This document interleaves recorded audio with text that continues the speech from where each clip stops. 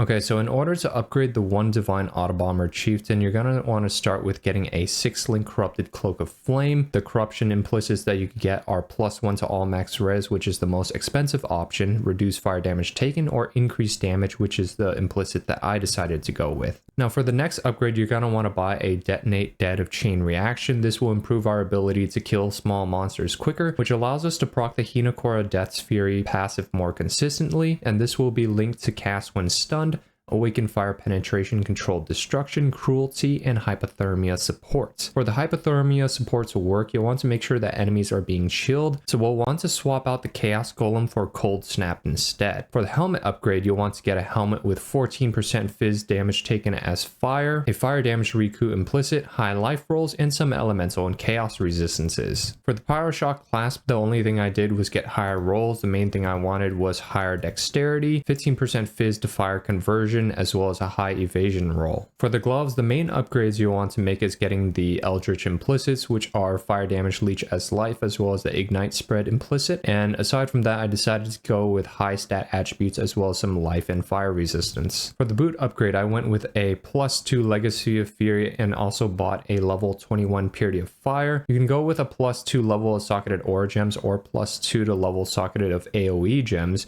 in order to get a level 23 Purity of Fire, and this will give you 5% additional max fire res instead of the usual 4, which will accommodate for the +1 to max fire res that you lose from the Eldritch implicit on the rare item. On top of that, you'll also want to drop Blood Rage for Enlighten support, and this will be linked to Purity of Fire, Vitality, and Petrified Blood.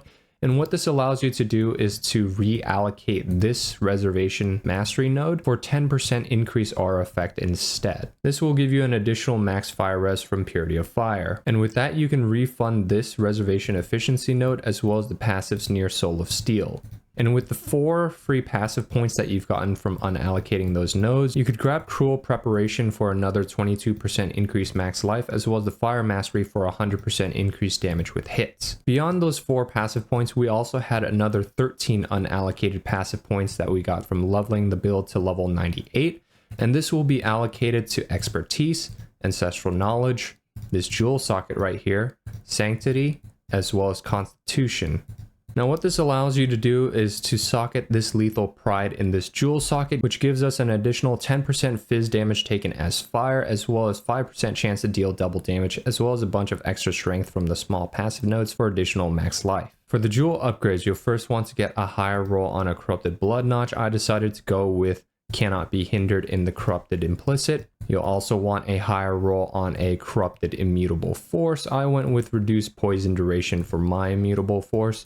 And then lastly, you'll want to replace this rare jewel right here with a Watcher's Eye that gives 9% Phys damage taken as fire while affected by Purity of Elements, as well as unaffected by Burning Ground while affected by Purity of Fire. Now previously I had a small cluster jewel here that granted a total of 51 chaos resistance.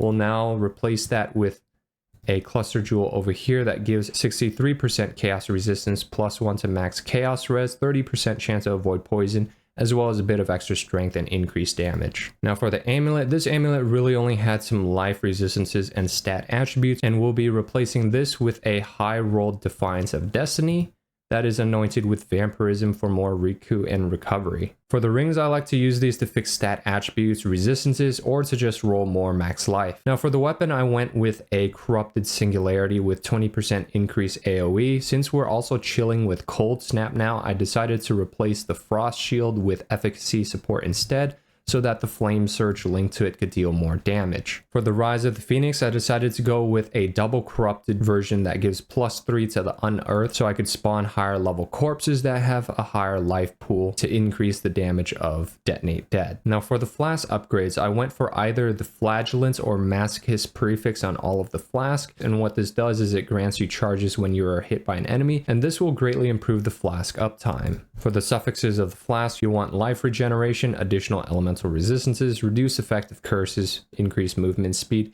and chance to freeze, shock, and ignite. And so that's all the upgrades I've made to the build so far. Thanks for watching the video, and I hope to see you all next time.